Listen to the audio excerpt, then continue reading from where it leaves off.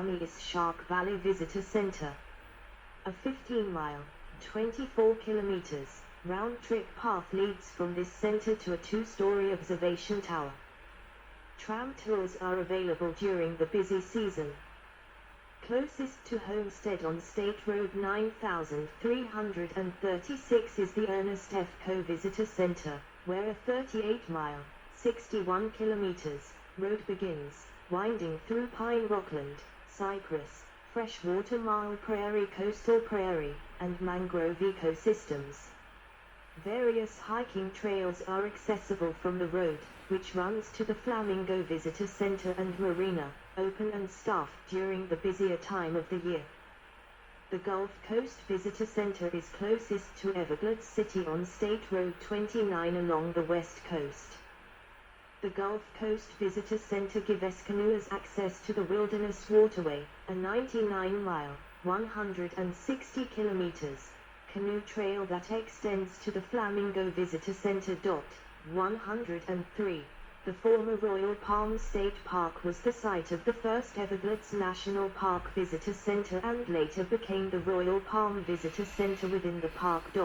104. The western coast of the park and the 10,000 islands and the various key islands in Florida Bay are accessible only by boat. Trails.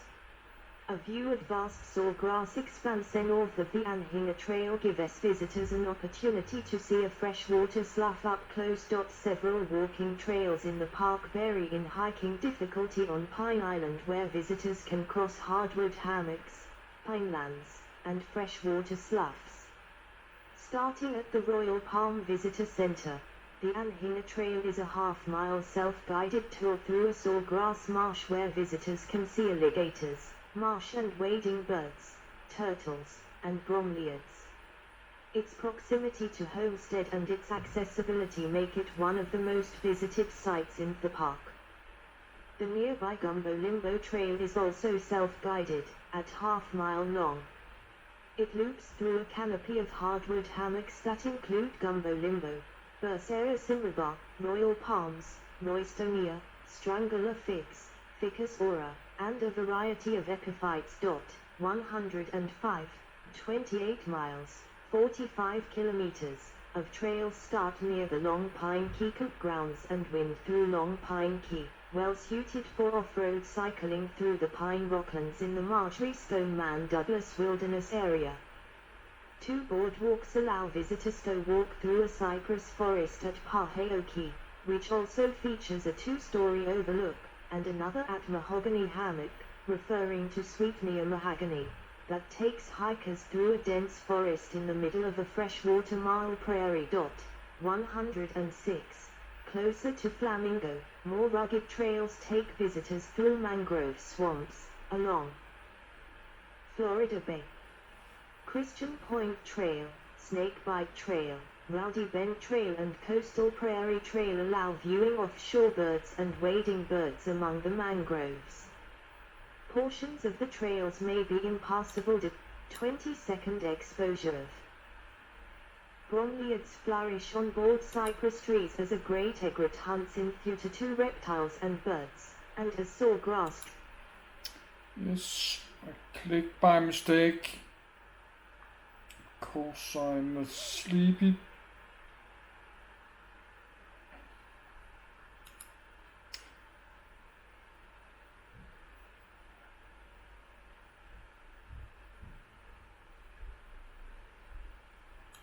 Florida Bay. Christian Point Trail, Snakebite Trail, Rowdy Bend Trail and Coastal Prairie Trail allow viewing of shorebirds and wading birds among the mangroves. Portions of the trails may be impassable depending on the time of year, because of mosquitoes and water levels. Ranger-led tours take place in the busier season only. 107. Camping and recreation. Camping is available year-round in Everglades National Park. Camping with some services is available at Long Pine Key, close to the Ernest F. Coe Visitor Center, where 108 sites are accessible by car. Near Flamingo, 234 campsites with some services are also available. Recreational vehicle camping is available at these sites, but not with all necessary services. Backcountry permits are required for campsites along the Wilderness Waterway, Gulf Coast sites and sites in the various keys. Several backcountry sites are chickees, others are beach and ground sites. 108. Low-powered motorboats are allowed in the park. The majority of saltwater areas are no-wake zones to protect manatees and other marine animals from harm. Jet skis, airboats, and other motorized personal watercraft are prohibited. Many trails allow kayaks and canoes. A state license is required for fishing. Freshwater licenses are not sold in the park, but a saltwater license may be available. Swimming is not recommended within the park boundaries. Water moccasins, snapping turtles, Chelydra serpentina, alligators, and crocodiles thrive in fresh water. Sharks, barracuda, and sharp dangerous coral are plentiful in salt water. Visibility is low in both saltwater and freshwater areas. 109. Everglades National Park is an important part of the Great Florida Birding Trail. 110. It has great biodiversity and many species of birds for bird watching and bird photography. Also. The campground at Flamingo. The campground at Flamingo. Black skimmers at Flamingo Campground. Black skimmers at Flamingo Campground. Dark skies site. 20-second exposure of Milky Way from the Roto Flamingo. Portions of Everglades National Park are ideal for dark sky observations in South Florida. 111. 112. The best viewing locations are in the remote southern and western areas of the Everglades, such as Flamingo and the 10,000 Islands. The Milky Way appears brightest when looking south, toward the least light-polluted areas. 113. Threats to the park and ecology. Diversion and quality of water. Less than 50% of the Everglades which existed prior to drainage attempts remains intact today. Populations of wading birds dwindled 90% from their original numbers between the 1940s and 2000s. 114. The diversion of water to South Florida's still growing metropolitan areas is the Everglades National Park's number one threat. In the 1950s and 1960s, 1,400 miles, 2,300 kilometers, of canals and levees, 150 gates and spillways, and 16 pumping stations were constructed to direct water towards cities and away from the Everglades. Low levels of water leave fish vulnerable. Bromeliads flourish on board cypress trees as a great egret hunts in future to reptiles and birds, and as sawgrass dries it can burn or die off, which in turn kills apple snails and other animals that wading birds feed upon. 103.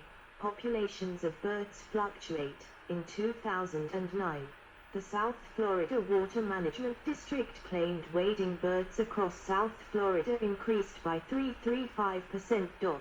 115. Following 3 years of increasing numbers, the Miami Herald reported in 2009 that populations of wading birds within the park decreased by 29%. 116. Cities along the west coast of Florida rely on desalination for fresh water. The quantity demanded is too great for the land to provide. Nitrates in the groundwater system and high levels of mercury also impact the quality of fresh water the park receives. 103. In 1998, a Florida panther was found dead in shark water slough, with levels of mercury high enough to kill a human. 117. Increased occurrences of algal blooms and red tide in Biscayne Bay and Florida Bay have been traced to amounts of controlled water released from Lake Okeechobee. 118. The brochure given to visitors at Everglades National Park includes a statement that reads, "Fresh water flowing into the park is engineered with the help of pumps, floodgates, and retention ponds along the park's boundary. The Everglades is presently on life support, alive but diminished. 103. Urban encroachment. A series of levees on the park's eastern border marks the line between urban and protected areas, but development in toughness areas threatens the park system. Florida still attracts nearly 1,000 new residents every day, 119, and building residential, commercial and industrial zones near Everglades National Park stresses the water balance and ecosystems within the park. On the park's western border, Fort Myers, Naples, and Cape Coral are expanding, but no system of levees exists to mark that border. 120. National Geographic rated both Everglades National Park and Big Cypress National Preserve the lowest scoring parks in North America, at 32 out of 100. Their scoring system rated 55 parks for the sustainable tourism, destination quality, and park management. The experts who compiled the results justified their score by stating, encroachment by housing and retail development has thrown the precious ecosystem into a tailspin, and if humankind doesn't back off, there will be nothing left of one of this country's most amazing treasures. 121. Endangered and threatened animals. The American crocodile has notable differences from the alligator. Habitat destruction and vehicle collisions are some of the largest threats it experiences. 36 federally protected animals live in the park, some of which face grave threats to their survival. In the United States, the American crocodile's only habitat is within South Florida. They were once overhunted for their hides.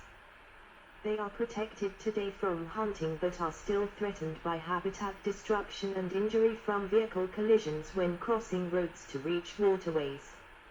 About 2,000 crocodiles live in Florida, and there are roughly 100 nests in the Everglades and Biscayne National Parks. 122. Crocodiles' populations in South Florida have increased, as has the number of alligators. Crocodiles were reclassified from endangered to threatened in the United States in 2007. 123. The Florida panther is one of the most endangered mammals on Earth. About 230 live in the wild, primarily in the Everglades and the Big Cypress Swamp. 124. The biggest threats to the panther include habitat destruction from human development, vehicle collisions, inbreeding due to their limited gene pool, parasites, diseases, and mercury poisoning. 125. 4 Everglades species of sea turtle including the Atlantic green sea turtle, the Atlantic hawksbill, the Atlantic loggerhead, Caretta caretta, and the Atlantic ridley, Lepidopus kempii, are endangered. Also, the leatherback sea turtle, Dermochellus coriacea, is threatened. Numbers are difficult to determine, since males and juveniles do not return to their birthplace. Females lay eggs in the same location every year. Habitat loss, illegal poaching, and destructive fishing practices are the biggest threats to these animals. 126. The range of the Cape Sable seaside sparrow is restricted to Everglades National Park and the Big Cypress Swamp. 127. In 1981, 6,656 Cape Sable seaside sparrows were reported in park boundaries, but surveys over 10 years documented a decline to an estimated 2,624 birds by 2002. 128. Attempts to return natural levels of water to the park have been controversial. Cape Sable seaside sparrows nest about a foot off the ground, and rising water levels may harm future populations, as well as threaten the locally endangered snail kite. 129. The Everglades snail kite eats apple snails almost exclusively, and the Everglades is the only location in the United States where this bird of prey exists. There is some evidence that the population may be increasing. but the loss of habitat and food sources keep the estimated number of these birds at several hundred. 130. The West Indian manatee has been upgraded from endangered to threatened. Collisions with boats and habitat loss are still its biggest threats. 131. Drought, fire, and rising sea levels. Fire naturally occurs after lightning storms but takes its heaviest toll when water levels are low.